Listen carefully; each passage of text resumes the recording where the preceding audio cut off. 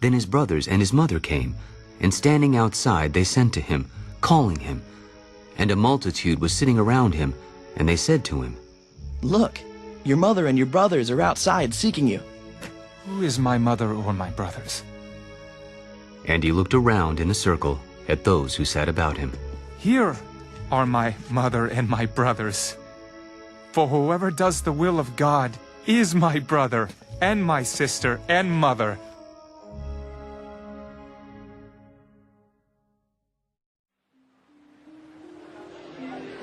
And again he began to teach by the sea.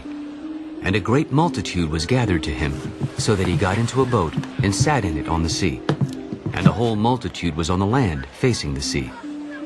Then he taught them many things by parables, and said to them in his teaching, Listen, behold, a sower went out to sow, and it happened, as he sowed, that some seed fell by the wayside, and the birds of the air came and devoured it.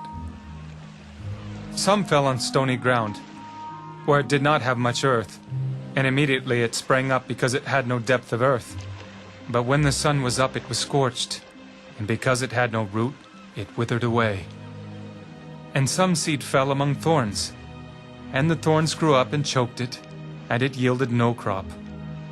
But other seed fell on good ground, and yielded a crop that sprang up, increased and produced some 30-fold, some 60, and some 100. He who has ears to hear, let him hear.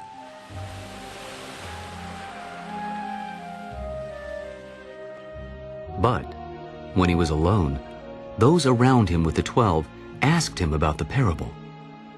To you, it has been given to know the mystery of the kingdom of God.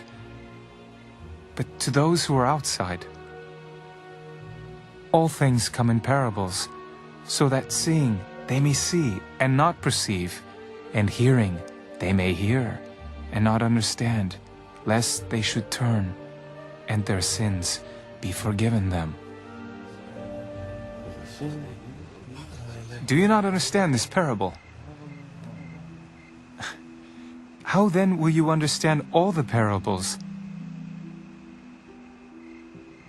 The sower sows the word, and these are the ones by the wayside where the word is sown. When they hear, Satan comes immediately and takes away the word that was sown in their hearts.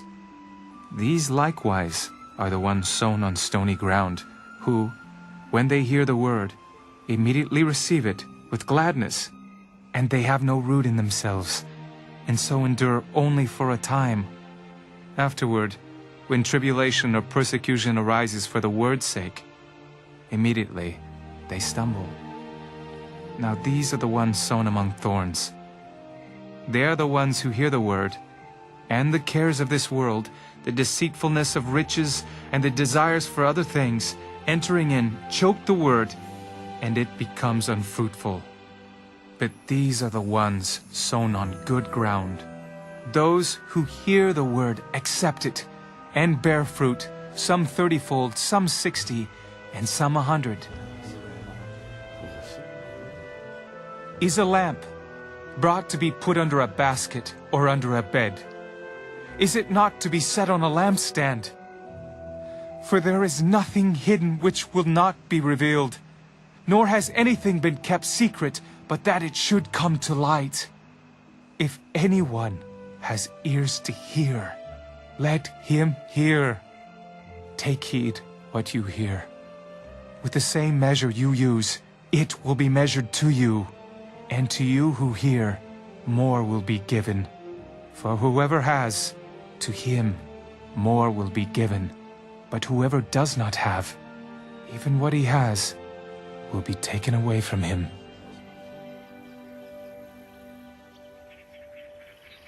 The kingdom of God is as if a man should scatter seed on the ground, and should sleep by night and rise by day. And the seed should sprout and grow. He himself does not know how, for the earth yields crops by itself. First the blade, then the head, after that the full grain in the head. But when the grain ripens, immediately he puts in the sickle, because the harvest has come. To what shall we liken the kingdom of God? Or with what parable shall we picture it? It is like a mustard seed, which, when it is sown on the ground, is smaller than all the seeds on earth. But when it is sown, it grows up and becomes greater than all herbs and shoots out large branches so that the birds of the air may nest under its shade. And with many such parables, he spoke the word to them as they were able to hear it. But without a parable, he did not speak to them. And when they were alone, he explained all things to his disciples. On the same day, when evening had come, he said to them, Let us cross over to the other side. Now when they had left the multitude, they took him along in the boat as he was, and other little boats were also with him.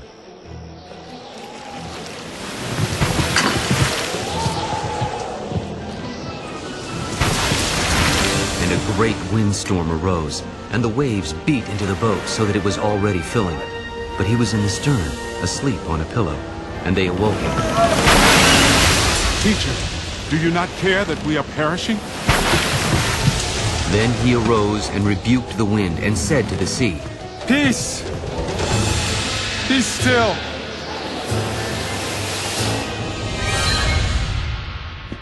And the wind ceased, and there was a great calm. Why are you so fearful? How is it that you have no faith? And they feared exceedingly, and said to one another, Who can this be, that even the wind and the sea obey him?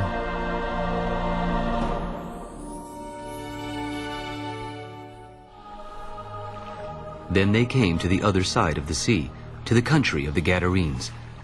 And when he had come out of the boat, immediately there met him out of the tombs a man with an unclean spirit, who had his dwelling among the tombs. And no one could bind him, not even with chains, because he had often been bound with shackles and chains, and the chains had been pulled apart by him, and the shackles broken in pieces. Neither could anyone tame him. And always, night and day, he was in the mountains and in the tombs, crying out and cutting himself with stones. When he saw Jesus from afar, he ran and worshipped him. And he cried out with a loud voice, for he said to him, Come out of the man, unclean spirit! What have I to do with you, Jesus, Son of the Most High God? I implore you, my God, that you do not torment me. What is your name? My name is Legion, for we are many. Also he begged him earnestly that he would not send them out of the country. Now a large herd of swine was feeding there near the mountains, so all the demons begged him, Send us to the swine, that we may enter them. and at once Jesus gave them permission. Then the unclean spirits went out and entered the swine. There were about 2,000. And the herd ran violently down the steep place into the sea, and drowned in the sea.